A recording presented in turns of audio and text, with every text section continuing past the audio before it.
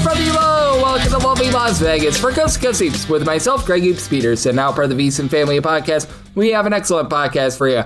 We really didn't get a lot of rambunctious news and notes in college basketball on Sunday, so we're going to have ourselves a nice two-part conversation with one of my good friends, Colby Dant. He does such great work over at the Sports Gambling Podcast Network. We're going to touch on a lot of different fronts with him. The fact that we've seen some of these NBA draft decisions and these fringe guys for the NBA draft decide, hey, you know what, I'm going to be returning to school, so we've seen a lot of that. I think that he agrees with me that this has been a very good thing, so we're going to talk about that, and if we might be seeing a lot of the same teams that were in the top 10 last year be back there this year with Florida, Michigan, being able to have so many of their guys coming back. We're going to talk about some of the other teams that have done a nice job retaining talent like UConn. We're going to look at some of these teams that have made those signings in the transfer portal like Louisville, Tennessee as well, and then have to discuss the fact that we might be seeing some seismic shifts with some of these teams that have yet to sign guys, looking at you, LSU, that are right now banking on the 5-5 rule passing in the NCAA, so we're going to have a conversation with that, so we're going to do that in two parts, and then in the final segment, I'm going to get you guys a recap of the transfer news that we saw in college basketball on Sunday. Not a lot of big names, but still some stake. A lot of these mid-major teams were able to add some guys, so I think that that's very important to be recapping, and if you do like hearing from this fine podcast, Coast to Coast Hoops, you're able to subscribe wherever you hear podcasts, Apple Podcasts, Google Play, Spotify, Stitcher, and TuneIn. If you have a question, comment, segment idea, what have you for this podcast, you do have one of two ways we'll fire those in. First one is my Twitter/X timeline at @GUnit_81. Keep in mind, letter CM, they mean does not matter, so as per usual, please send these into the timeline. And the other way is find an Apple Podcast review. If you rate this podcast 5 stars, it's very much appreciated. From there, you're able to fire in whatever you'd like to hear on this podcast via that 5-star review. I do beg of you, I do plead with you to send in those Twitter/X questions, because we got ourselves a long off season. It's going to be quite a while before we get games back, but that said, we're going to be able to address those all throughout the off season. So please do fire those in, and in the meantime, we've got ourselves a great chat coming up as Colby Dant, he does such great work over at the Sports Gambling Podcast Network, taking a look at this great game that we all know and love of college basketball all 12 months out of the year. He and Ryan McIntyre do a great job with the college experience as they cover all sorts of college sports, not just college basketball, but college football, college baseball. We had the Frozen Four a few weeks ago. They do a great job there. For Colby, he is an all-seeing, all-knowing man that just does an excellent job all 12 months of the year, keeping his finger on the pulse of this great sport. You're able to follow him on the old Twitter/X at the Colby D all together. And Colby, it's always a pleasure, my friend. Thank you. Oh, always a pleasure, Greg. One of my favorite times is when we can sit down. It doesn't even matter. Like, obviously the season or March Madness is a little bit more exciting, but nowadays, I know you've been covering this sport for a long time.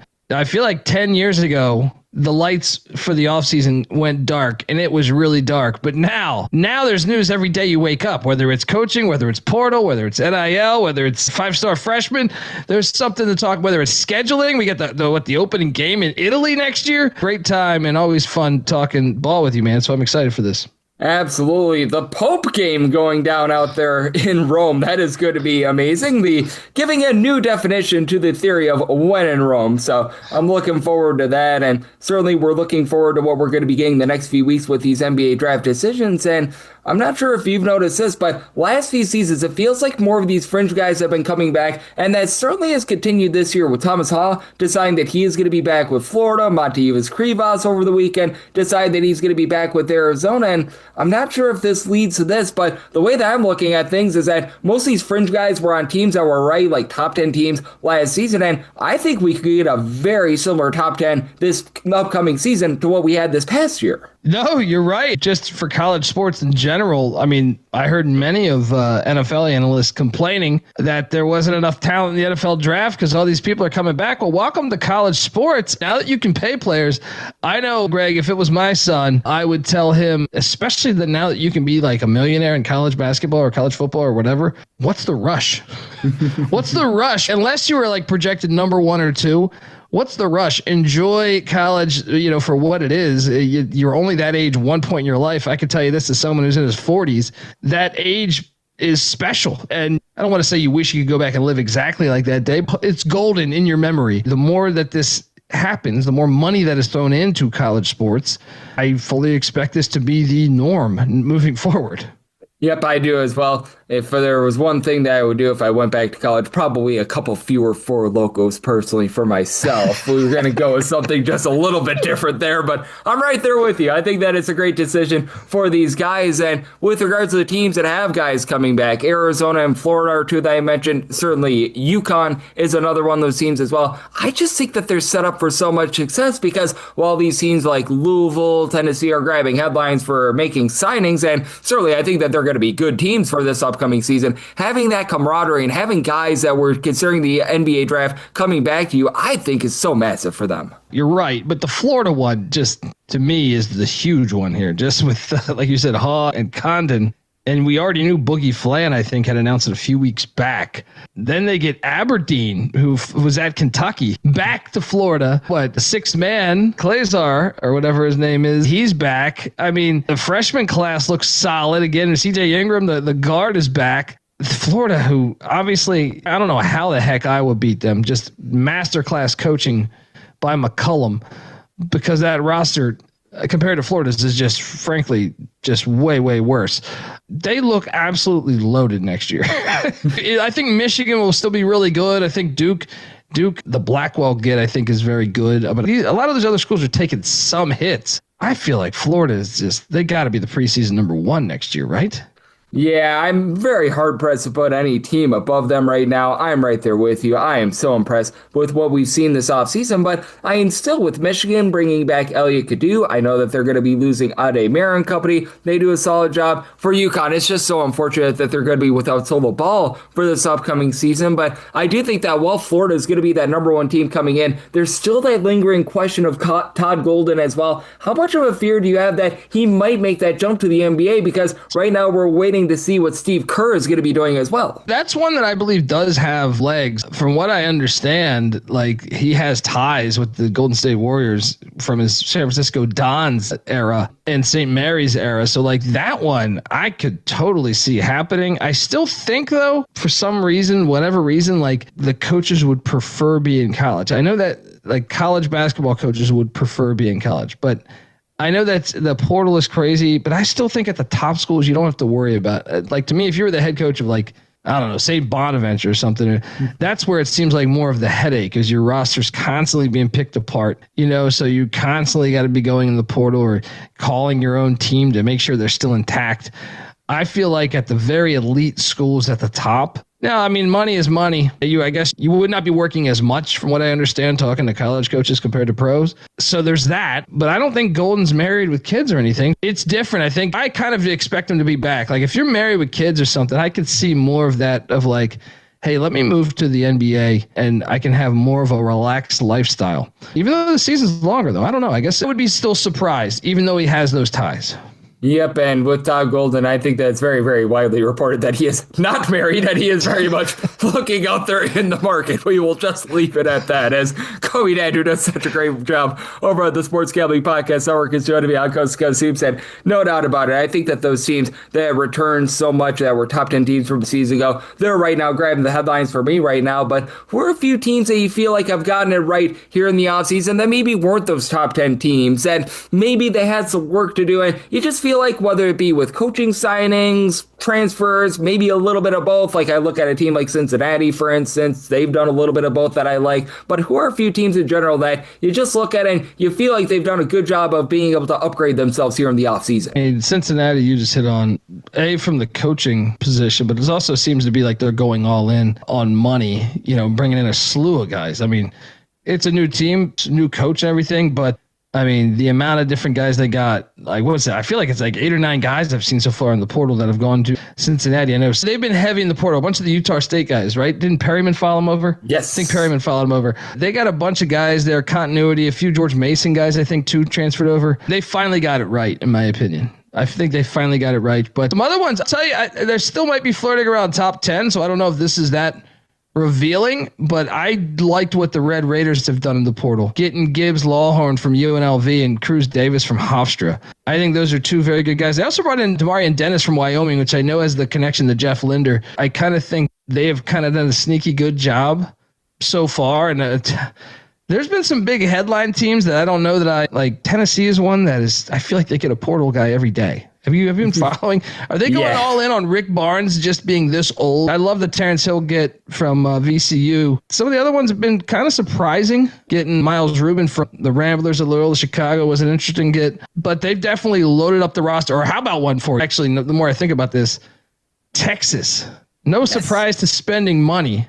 Obviously, they do it in football and basketball every year, but I kind of think this was a pretty good job they did. They stole Tennessee's Amari Evans, and then getting Isaiah Johnson from Colorado, I thought was a sneaky good get. David Punch comes in from TCU. I really think Texas has done a really good. Mikey Lewis from St. Mary's, yeah. That they've done a really good job under the radar, which I shouldn't even say under the radar because it's Texas. But like comparing it to Louisville, I wasn't in love with Louisville's portal gets as much as everybody else. Same with Indiana. I mean, Indiana loaded up so many, but I like Mustaf a lot, son of Gerard Mustaf, the former Phoenix Sun. But I still have like questions about the big man from SMU. How do I pronounce his name? Yidaglu or something. Yeah. That one doesn't jump out to me. Now we'll see. Coaching makes such a big difference. Maybe it'll work out in Bloomington. But they seem to be getting everyone. Marcus Burton, if he could stay healthy, is a really good get for Indiana. But I think Texas has kind of been underrated out of all the big, like most of these big schools are getting 5-6 guys. Texas, I kind of thought did a better job than Louisville and Indiana. And I don't think that'll be revealed on the power rankings when you see those. Yep, I think so as well. I think that Texas has done a good job. Very clear that the defense was not great last season, and bringing in guys like David Punch and company, they address that, and they still get the shooting with Isaiah Johnson. So I'm right there with you. I feel like they've done a rock-solid job, and here in part one, we aired out the teams that we both really liked in terms of a lot of the moves. How about on the flip side, after we take a break, we take a look at some of the teams that have not signed a lot of guys, and if perhaps they're waiting for the 5-year rule to pass in the NCAA. We'll be rejoined by our good friend Colby Dant of the Sports Gambling Podcast Network on the flip side, right here on Coach Good Teams. Myself, Greg Peterson, now part of the Decent Family Podcast. Side edge this college basketball season? Well, VSiN experts use CBB Analytics, the most comprehensive college basketball analytics platform in the world. See injury impact, on and off data, clutch time performance metrics, first versus second half splits, and so much more. Utilize the promo code of VSiN, that is VSIN, to get $30 off and find your betting edge over at cbbanalytics.com. That is cbbanalytics, all one word.com. For anyone that is new to VSiN, well, I wish you a friendly hello. This is an attention to anyone that is new to VSiN because you're able to get some free stuff with our daily newsletter. It's a great way to catch up on everything that's happening in the sports betting world. It's delivered straight to your inbox every single morning. VSiN's newsletter offers picks, data, strategies for the day's betting menu, and so much more. Sign up for free today over at VSiN.com/newsletter. That's VSIN.com/newsletter, and start receiving your free newsletter tomorrow morning. That is VSIN.com/newsletter. Stay ahead of the game and bet smarter with VSiN. And we're back in lovely Las Vegas for Coast to Coast Hoops with myself, Greg Peterson, now part of the VSiN Family Podcast. Always great to be joined by Colby Dant. He does such amazing work over at the Sports Gambling Podcast Network, looking at this great game that we all know and love of college basketball. Follow him on the old Twitter/X at the Colby D. He and Ryan McIntyre over with the College Experience on the Sports Gambling Podcast Network do a great job there. Colby follows this great sport all 12 months of the year. And Colby, we highlighted a lot of the teams that we've liked what we've seen thus far in the offseason. They look like they're going to be in for a big season in general. How about if we highlight some of these teams that maybe it's been a little bit surprising that they haven't made a lot of moves thus far? Typically, we'd be talking about some of these teams, but we're not right now. Kentucky and LSU. Now, Kentucky got a gentleman from Senegal a few days ago to help out, but they only bring in 2 guys via the transfer portal thus far. And LSU's roster is right now Mohamed Diabate, and I think it's only Mohamed Diabate. They might have one other guy that's on the roster, but right now they would not be able to play 5 guys. What are you making out of these 2 teams? Because they're obviously the biggest of them, but there are a few others as well that haven't made a lot of signings that it just feels like they're banking on the 5-year rule going through, and they're banking on these guys that sort of gamble for eligibility in the portal being able to get it because they just haven't made a lot of signings right now. Yeah, that's a good thing. We probably should have let it in with the 5-year thing. I think it's going to happen. So, we're going to get that ruling soon. I think that's like this week, right? Or next week or something. That is something that is absolutely gigantic to the sport. And it's really a shame because some of these teams are building their rosters. So right now there's a court case going on, and the NCAA want to get this thing approved, but there's also a court case that actually they're trying to rush it in. I feel like the NCAA is before it actually becomes mandated by court rule or by judges' orders. I think it's going to, I think that's catastrophic for just college basketball overall. It's great for the sport. You're going to have better basketball players, but at the same time, it's so hard to build your roster right now. When you consider the transfer portal alone in high school recruiting, and then you have you guys, if you're at your super elite schools, they have the NBA draft guys who could be back. Now you're adding in this layer of just, and I've heard coaches talk about this already, where like they had to move on. They couldn't wait in limbo. If you're Kentucky, I mean, I think it's going to pass. So like, I think Kentucky is on the right side of this. I think LSU is on the right side of this, but LSU's just got to build a roster. I mean, the Kentucky one, I think they'll probably be okay because I think it's probable that this thing passes. No, I still don't think they're going to be a national championship team, though. But LSU is one where, like, I'm shocked by the whole Will Wade thing, to tell you the truth. Like, I thought it was not the most impressive year in Raleigh, and for them to really make the move back to Will Wade is fascinating. I've heard he has connects with some oil tycoons, but where is this? I mean, if so, you would assume they'd be going to get some of these players. Now, you still have a lot of guys in the portal, but they're one that I'm very weary of right now. They don't have a roster, really. So, and they just lost Thomas to Houston, right?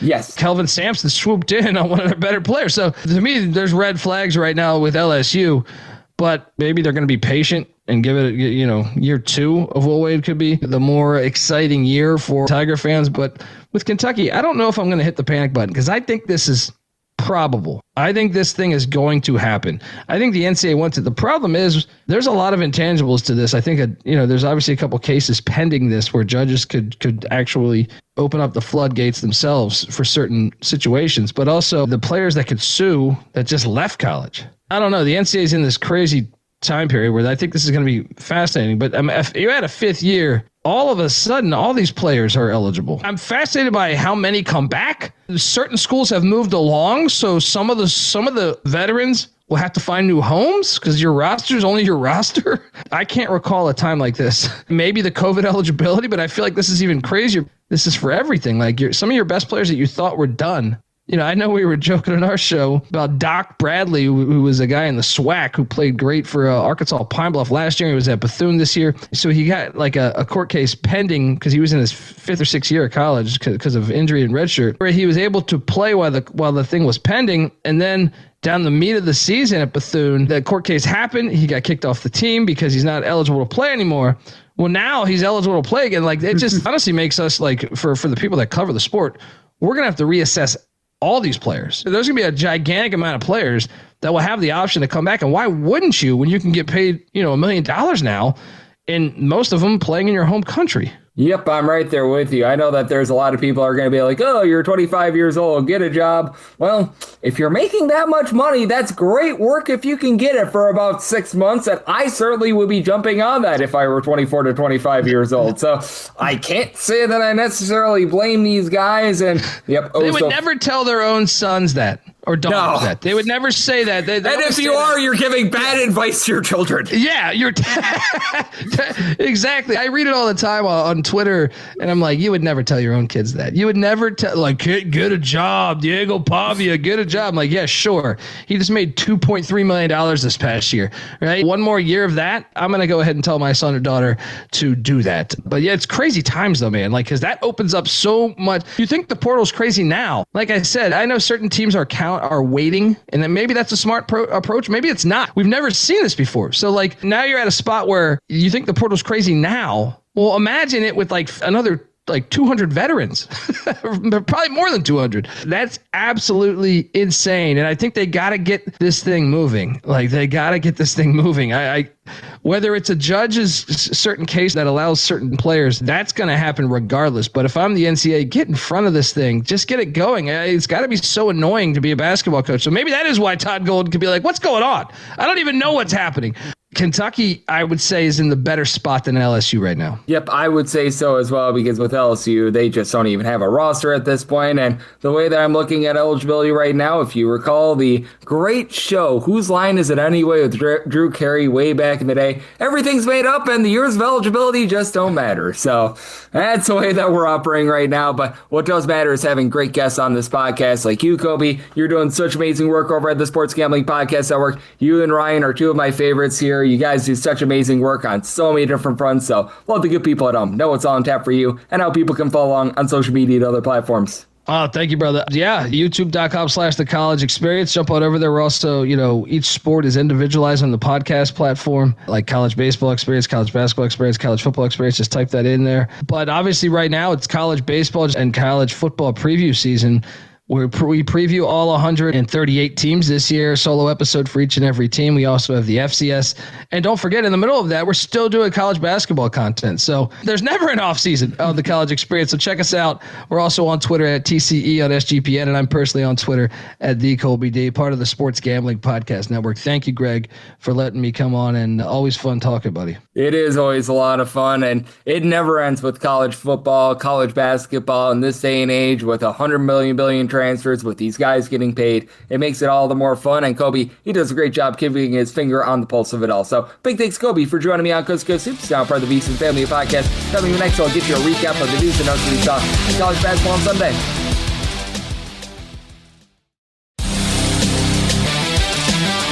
And we're back here in lovely Las Vegas for Coast to Coast Hoops with myself, Greg Hoops Peterson, now part of the VSiN Family Podcast. Always a pleasure to be joined by Colby Dant. He does such great work over at the Sports Gambling Podcast Network. Truly a man that's dedicated to looking at this amazing sport. Every single time he joins me, he lends such great insights, and did so once again today. So big thanks to Colby for joining me in the last segment. Now it is that time of the podcast. I give you a recap of the news and notes we saw in college basketball over the last 24 hours. Mostly mid-major notes, but this is a good one for Alabama State. They had only one transfer on the board prior to the weekend, Isaiah Barngener, who comes over from Texas State. Really wasn't rambunctious for them. How about adding Amari Brown? Now, his season was cut short last season by injury over at Southern Indiana, but in the 16 games that he did play, about 14 points per game, leaves something to be desired, shooting 29% from three, and the SWAC teams in general typically just don't have the world's greatest three-point shooting, but still, I thought that this was a really good add for them. They get a nice go-to scorer that they're going to be able to rely upon right away. Being able to get someone like this via the portal, in my opinion, is a big, giant, massive win for them. So I really love the move that they were able to pull off there, and I think that this is one that is going to be very much helping them out moving forward. You saw East Carolina's Vito Petrovic. He decided that he is going to be heading on over to Portland. For Portland, they have been ravaged by the transfer portal thus far. They lose so many of their top guys from a season ago, so it was important that they got something up on the board because they just really haven't signed a lot of guys thus far. Petrovic, he was giving you about 2.5 points, 1.5 rebounds per game at 6'10". He's able to pop it a little bit from three. Man that began his life out there in Croatia, so a little bit of an international man of mystery. Portland has had a little bit of success with that, and they're bringing in Hunter Adam. He was over at Davidson. He was a nice three-point shooter at 6'7", so very clear that Portland is going to be looking to go versatile. They're going to be looking to have just a lot of guys that are able to bomb it from three-point range in general. We'll see how successful that is going to be, but still, they've been able to add a few guys there, so I do think that they are making some relatively solid moves, and I do like this one for them. Utah Tech gets on the board with a few gentlemen that come over from Snow College, which is out there in the state. Aaron Bliss, he's a guy that has a little bit of versatility, and he's going to be trying to help the team out with regards to being able to pop it from three. And then Kyle Lemke, he's a more big man that's going to be coming over there. For Utah Tech, it's been an interesting offseason for them, and both were plenty productive out there at the junior college level. They've already got Rex Sutherland as well. He's coming over from Stone Hill. They were able to sign him over the last 72 or so hours, so Utah Tech, who was very silent early on prior to this weekend, the only guy that they had signed was Mark Brown coming over from Valparaiso. And for Sutherland, last season, about 5 points, 3 assists per contest, a native of the great state of Utah. Not a guy that's going to really bomb it from three, but Now you've got two guys coming in from the junior college level that's going to be able to add some length. Lemke, a little bit more of a low post presence, and then you get a guy that's able to give you a little bit more versatility, be able to pop it and lock it from three-point range as well. I think that these are really good moves for them, and I do think that with Utah Tech, they are looking to be able to build up a little bit more of a strong base, for lack of a better term. I think that they've been able to do so here thus far, so we shall see what is going to be happening moving forward, but I do like both of these moves for them. Makai Valentine, he was over at Northern Illinois this past season. He has decided that he is going to be heading on over to George Mason. For Valentine, he was a rock-solid player. 13.5 points, 5.5 boards. For George Mason, they've got a lot to replace with Jahari Long, leaving via the transfer portal. They lose Corey Mincy as well, so it's a little bit of a rebuild for them, but still, you've got a guy that is able to hit the boards. He does a solid job there. It's a Northern Illinois team that left something to be desired on defense, but he also began his career at Missouri State, where they were playing a little bit of better defense there. He was able to generate a steal per contest. Career about 37% three-point shooter, so very well-rounded player. Do really like this ad for George Mason. For George Mason, it's been a solid portal period for them once again this season, adding in their Emmett Emmetier from Loyola, Maryland, who was a double-figure scorer. Baraka Okoji, who began his career at George Mason, had a nice breakout year over at Mercer. He's coming back. Lillian Marvel shot over 50% from three. It's coming in there. You've got someone like Ifasa Ilibar, who comes over from Butler, so they've got a lot of pieces that are coming in. Really like this move for them, and I do think that George Mason doing a really good job this offseason in terms of finding some very nice, talented players, so we'll see if that's going to be able to yield some fruit, but I do think that it is going to for them. You've got RJ Keene, who last season was playing over at Boise State. He has decided that he is going to be heading on over to NC State. For NC State, I don't know. Maybe it's just me, but I just don't know if Justin Gainey is really going to be able to pan out as a coach. For NC State, they've had a few okay ads, but for Keene, he was averaging 4.6 rebounds, 2.5 points per game at 6'6". He was shooting 34.5% from three. I recognize that the Mountain West is not the lowest level of basketball, but you would like to see a little bit more production at the lower level for NC State. I just don't know what you're going to be able to get out of this team moving forward. Gainey, I know, is a little bit more of a rough and tumble guy. He's obviously a graduate of NC State, so he knows the program very well, but still, I do have to have a few question marks with what they've been able to do thus far this offseason, because along with Keene, they've been able to sign Kyle Evans, who I absolutely love that signing. He was over at UC Irvine, saw off for the Anteaters. Christian Hammond, double-figure scorer from Santa Clara. Emil Yeho, he was able to pop it from three, so they have very much went West Coast. The only guy that comes over from the East Coast, Preston Eadman, who was a nice number two scorer over at Hofstra. I'm waiting to see how this is all going to come together, though. So I'm lukewarm on this team right now. I think that that's very fair to say, so we'll see what we're going to be able to get out of them moving forward. They've made a few, shall we say, okay ads, but that said, I just still would have liked to see them be able to get a little bit more of, shall we say, a guy with head coaching experience into this role rather than just an assistant, because I do feel like it's a pretty big step down from what they had from Will Wade a season ago. Tyson McDaniels, he was a pretty solid scorer this last year over at Elkhorn State. 12 points, 6 boards. At 6'8", he tried to pop a few threes. He only shot 25% from three-point range, but he was able to be pretty productive for them. He goes on over to UT Arlington. For UT Arlington, this team was really good in terms of guarding the three-point line last season, really good on defense. They were absolutely awful on offense. Right now, McDaniels is the only guy that they have signed, so we're going to need to see a little bit more. They are retaining quite a bit of the roster from a season ago, so that's something that does help them out a little bit, but would like to see them have just a little bit more on the board as of right now, so it's still a bit of a work in progress. This is a good first signing for them, in my opinion. That said, they're going to need to sign a little bit more for me to be feeling good about them, and we do see UT Arlington time and time again going to the junior college ranks, be able to pluck a little bit of talent there. They've already signed a few guys that were at the non-Division I level, so looks like they're going to be going that route. Still would like to see them get a little bit more Division I experience.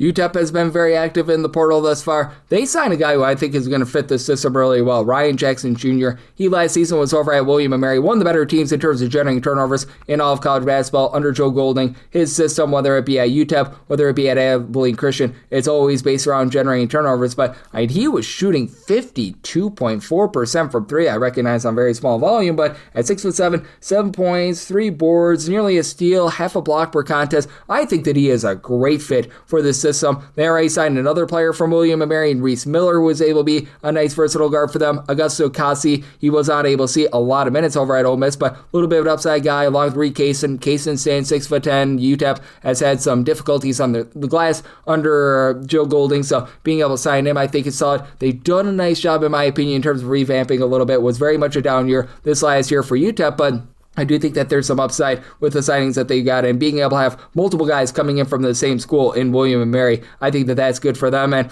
how about a guy that is transferring into William & Mary? That would be Jesse McIntosh. He last season was over at South Dakota. Not to say that he was lighting the world on fire over at South Dakota or anything like that, but still 7.5 points to go along with 3.5 boards. Had some pretty active hands for South Dakota. It was a team that was playing very, very up-tempo, and with the William & Mary system under Coach Earl, they are a team that's very much looking to run it and gun it. For William & Mary, it's very much as a whole is greater than some of its parts approach. They are looking for just having a lot of bodies in general, and they've been able to sign quite a bit. Josh Baldwin, he was over at Cornell. He was playing under Coach Earl to begin his career. Trevon Blossom game comes over from Idaho. Navon Daniels. I think that these are all upside guys. They're mostly signing guys between about like 6'4" to 6'7" that maybe they're not amazing three-point shooters, but they're guys with athleticism. They get another piece here. So I do like the fact that Coach Earl staying true to his style. He's looking to be able to just have a lot of depth in general, and I think that they've done a good job in terms of revamping with that a little bit. You have Aiden Evans, who was over at Ohio last season. He has decided that he is going to be heading on over to Maine. For Maine, it was a relatively rough year for them last year. They just weren't able to generate the turnovers that they have in the past, and it was a rough year for Evans. He was limited by injury to just 11 games. He had 6'8", is a guy that tries to attempt a few threes, but more of his forte is being just a relatively switchable guy. He's a little bit of a wing that doesn't necessarily shoot the best from three-point range. So, hey, he'll fit in with Maine really well. As last year, Maine, out of 365 Division I teams, they were 365th in terms of points per possession in specifically their home games, but it does feel like this Maine team has actually made some nice signings. They've got Oliver Fairbrou, who is a 6'8" combo player over at St. Mary's, coming over. DeAndre Williams was a solid scorer over at Holy Cross. So I like the way that they've been able to mix and match out there in the America East. You don't need a ton of size to be able to be a bit better on the glass. They were just absolutely dominated here. Bringing in a guy with versatility at 6'8" like Evans, I think is going to be a help out with that a little bit. So do like this signing for Maine, but obviously like to see a little bit more, and they don't have that feature guy quite yet. We'll see if that's going to be coming in the coming days and coming weeks. You've got Ismail Diange. Hopefully I got that correct. He was playing over at Gonzaga, just wasn't able to see a lot of minutes. He's decided that he is going to be becoming a Don. He's going to be transferring on over to San Francisco. Again, I think that this is just a little bit more of a swing for San Francisco. We saw them take a shot on Mookie Cook, a former top 50 recruit that just wasn't able to see a lot of minutes over at Oregon. Now they go back to the Pacific Northwest for Dingue.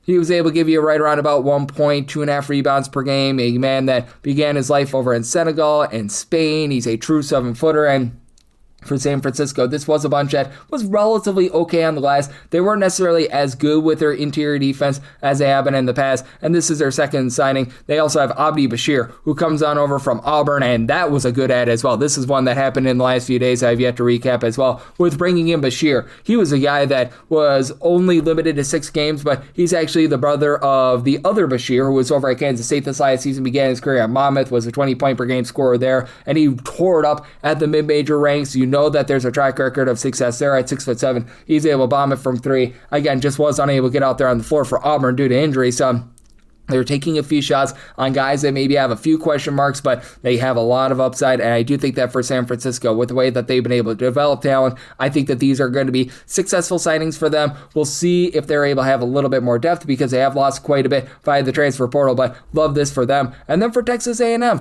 obviously they're going to be building things around PJ Haggerty, but now they've got a little bit of insurance with Tyshawn Archie coming on over after he had a nice season over at McNeese, began his career over at Tulsa, and McNeese, 14.5 points, 3 assists, shot 37% from 3 for a team that, quite frankly, didn't shoot it well from 3, but he fits the system so well because McNeese was number 1 in the country in terms of turnovers generated on a per possession basis. With Buckyball, it is based around generating turnovers, being able to pop it from 3. He just fits this system oh so well, and while it's probably going to be dominated by Haggerty, and I don't necessarily think that that's the biggest fit with the system. I do like the other signings, like Cade Phillips, gives you some rough and tumble, coming over from Tennessee. Jalen Reese is not necessarily a scorer, but passes from LSU. Luka Walls, he comes over from Radford. I don't think you're going to be getting a whole heck of a lot out of him, but you need depth with the Texas A&M system because they do look to run it and gun it, so I love this one for them, and I do think that this is one that's going to be playing off in a big way. Jalen Petrie, he's a man with a very long and winding road. He last season was over at Tennessee State, and he has decided that he is going to be adding on over to Buffalo. For Buffalo, they just needed to add a little bit more down low because they were not very strong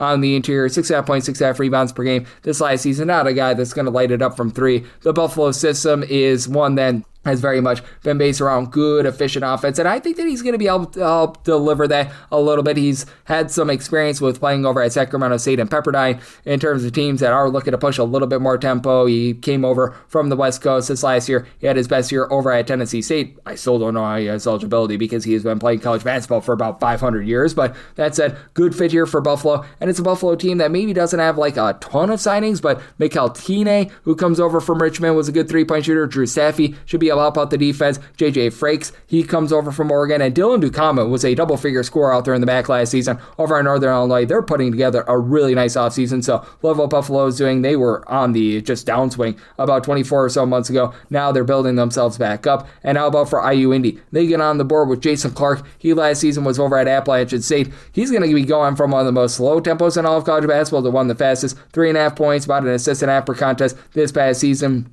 Wasn't necessarily the world's greatest fit over at Appalachian State. And for IU Indy, it's a squad that they're going to need a lot of depth because with that system that they play, it's just absolutely wild and insane. And when things are running great for IU Indy, we saw what happened with West Liberty, and that's where pretty much his coaching staff came from before they took the job last offseason. They were able to put up 100 points per game at the Division II ranks. Obviously, it was a little bit of a disappointment this year, and just with the athletes that they're going to have to deal with in general at the Division I level, not sure if it pans out, and Clark is right now their lone transfer, so they are going to need to sign some guys, and they're going to need to sign some guys fast, but I mean, it's a good first signing. You bring in someone that was a part of a good, rock-solid defense, so that helps you out. A lot of work still to be done for this team, and I think that that's putting it as politely as I can. We've got James Brown, who was over at North Carolina, and he has decided that he is going to be heading on over to Howard. So Howard getting a guy that is coming on over from the ACC, that's a good ad for them. Now, it's not like James Brown was lighting the world on fire. He is, though, a former top 150 recruit. Just couldn't see minutes these last few seasons over at North Carolina. He was lost in the shadow of Henry Visar this last season. 2 years ago, you had the other big men like Van Allen Lubin, Jalen Washington and company. He just wasn't quite on their level, but I mean, for Howard, they were a really rock-solid defensive team, and Howard has been able to lure in some guys that were former top 150 recruits via the transfer portal. This is really the first signing that they've been able to get here in the offseason among Division I guys. They've went a little bit of the non-Division I ranks here thus far, but I mean, this is a really good one for them. I think that they're going to be able to build up a nice post presence with him, and for Howard, last year, one of the best three-point shooting defenses in all of college basketball as well. Brian Dortch, he was over at Rutgers this last season. He has decided that he is going to be heading on over to Notre Dame.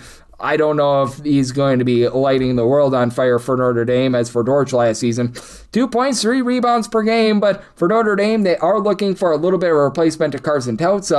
Perhaps he's going to be able to see some minutes on low because with Notre Dame, they were able to do a really good job on the defensive glass last season, but I just fear that this is a little bit more of a, shall we say, insurance signing rather than anything else because with Notre Dame, I feel like they really got that guy in Logan Duncombe, who comes over from Notre Dame, and then you've got Braden Smith, who's able to run the point coming over from Gonzaga, and he was really good over at Colgate a few seasons ago. Ethan Roberts, nice double-figure scorer that's able to bomb it from three over at Penn. So Dortch, I think that this is more just a depth add rather than anything else, which is big because Notre Dame has not had a lot of depth over the last few seasons, but just don't see too much of a role for him. And then you've got Isaiah Ohim, who he was over at Florida Atlantic this last season. He's decided that he's going to be going on over to Virginia Tech, and thank goodness gracious, Virginia Tech finally getting on the board for a transfer because they have not done a lot this offseason. They brought in Cool Atok, who was over at Oklahoma. They also have Miles Heide, who he was at San Diego State averaging like 7 points, 4 rebounds per game. With Olim, he was putting up there about 12 points per game, and he's a former top 75 recruit. Began his career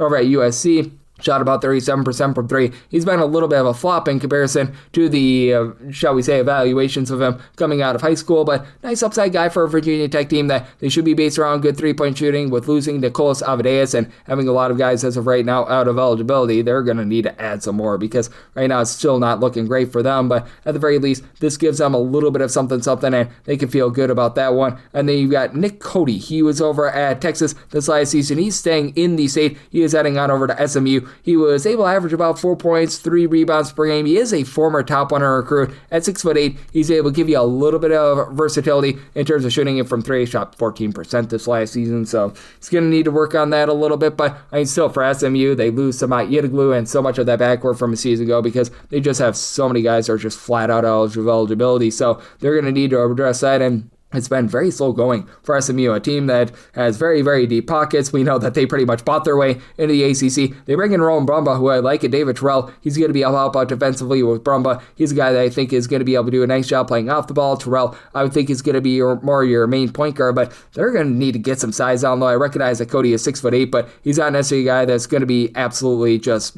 crashing the glass or anything like that, and they were very weak down the last season, so we're going to need to see what else they're going to be able to do moving forward. Eric Oliver Bush. He was over at Manhattan last season. He has decided that he's going to be getting to New Hampshire, and for New Hampshire, I believe that this is their first signing in the transfer portal among Division I players. They've added a few non-D1 guys. I believe they also added Ryan Zahn, who he saw absolutely no minutes whatsoever at Fairfield last season, and for Oliver Bush, he was averaging about 3 points per game this last season over at Manhattan at 6'5", just didn't necessarily shoot it well from three. And for New Hampshire, they are looking to play a little bit more of a defensive style under Nathan Davis. But that said, it's been a little bit of a flop for them over the last 12 months or so. It really looked like they were going to be able to take some strides forward towards the beginning part of the year last year. Just didn't materialize.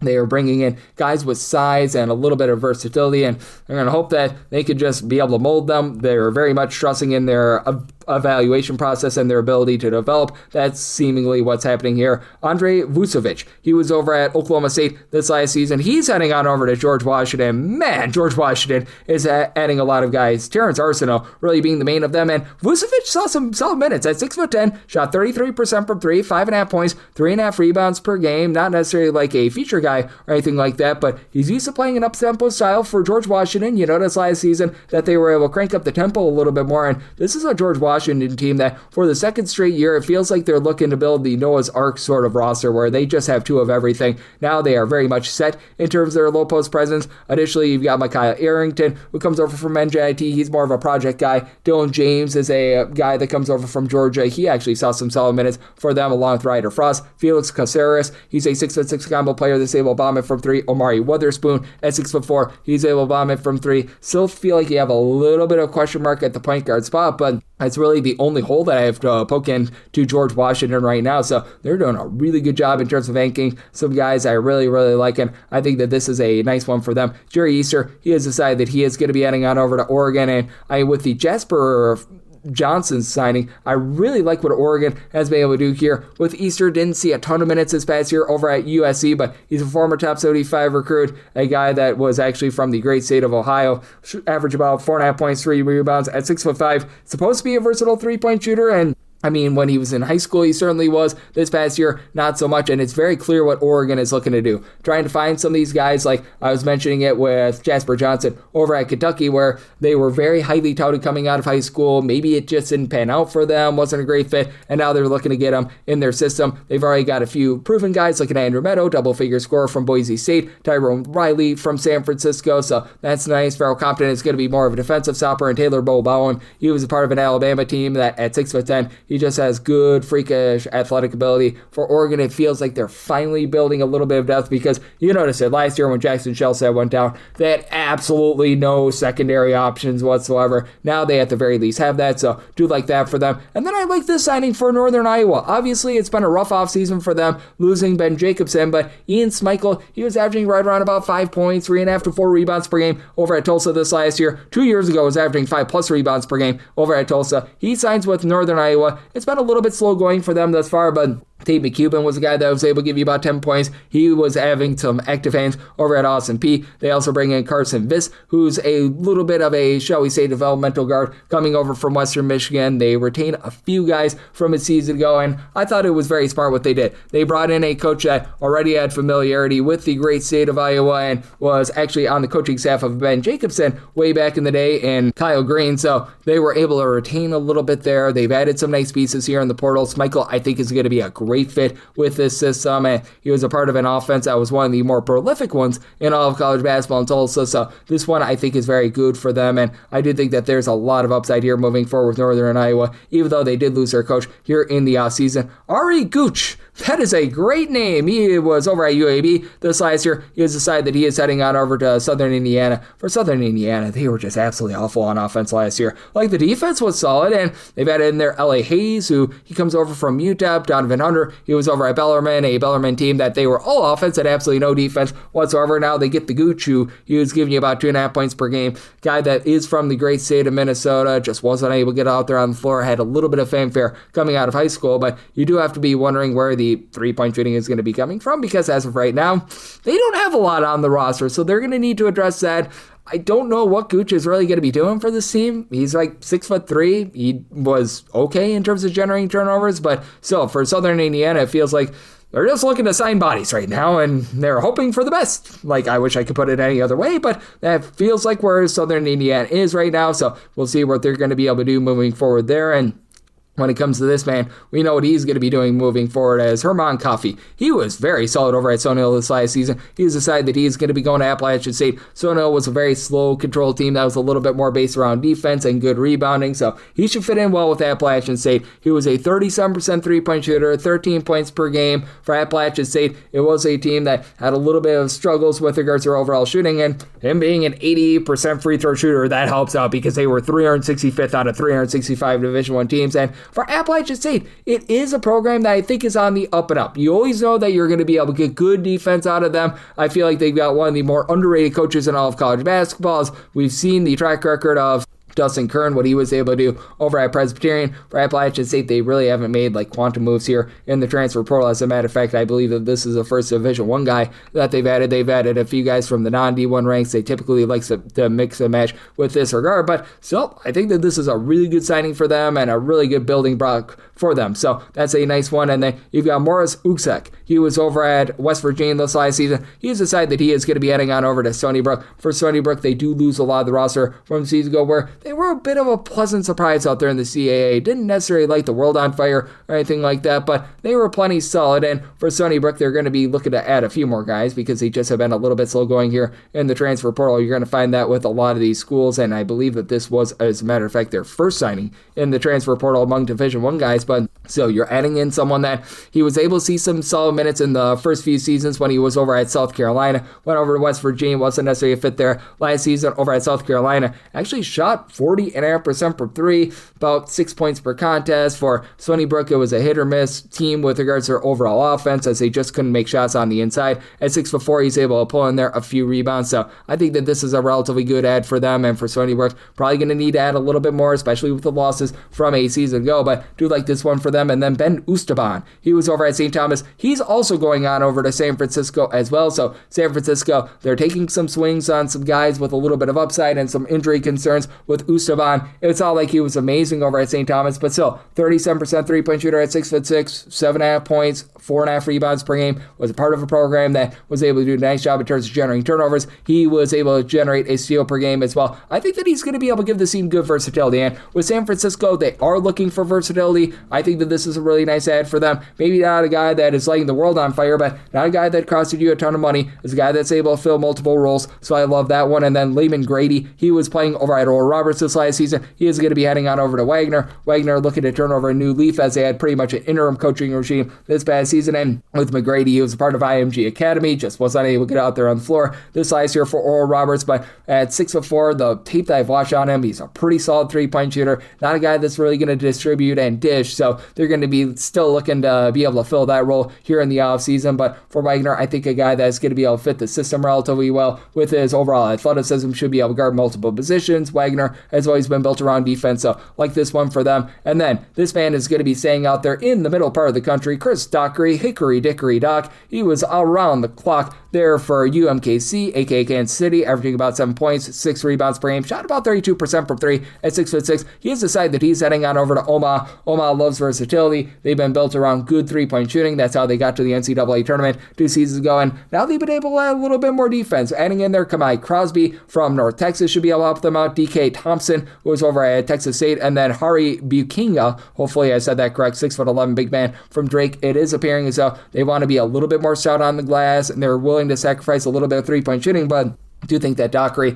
has a little bit more in his game to be able to pop it from three because the Kansas City offense was just absolutely terrible. I'm going to call it what it is. Like, he was never going to be a guy that was going to be able to create his own shot. Now he's surrounded with a few more pieces that should be able to help them get a few more good looks. So I do like this ad for them, and I do think that he's going to be able to fill a nice role there. And then for Justin Fernandez, he has had a very long, winding road. Began his career over at George Mason, and then he followed King English on over there to on over to Providence. He played last season over at Delaware, and he was a rock-solid player over at Delaware. He was able to bomb it at about 40.5% from three, 16.5 points, 4.5 boards, 2 assists. He has decided that he is going to be heading on over to UAB. I quite frankly have no idea how he has eligibility. He had to miss like a full season due to just injury, what have you. But still, UAB, the one thing that they lacked last year was three-point shooting. They were absolutely awful. Fernandez has the ability to be able to be a main point guard. He's never really been entrusted as like a starting point guard or anything like that, but I believe that he's got the ability to be able to do so. UAB, they really do a nice job in terms of filling that just need of being able to get a little bit more shooting in general. This is a really good ad for them, and for UAB, it was slow going for them in the portal here in the first few weeks, but they added Dallas Washington, who's able to give you some size at 6'9" from Long Beach State. Jeremy Alizi, he comes on over from Southeast Louisiana, guy that's going to be able to help you perhaps run the point a little bit. He's able to give you good defense, but not going to give you three-point shooting. Now you add that three-point shooter in Justin Fernandez. So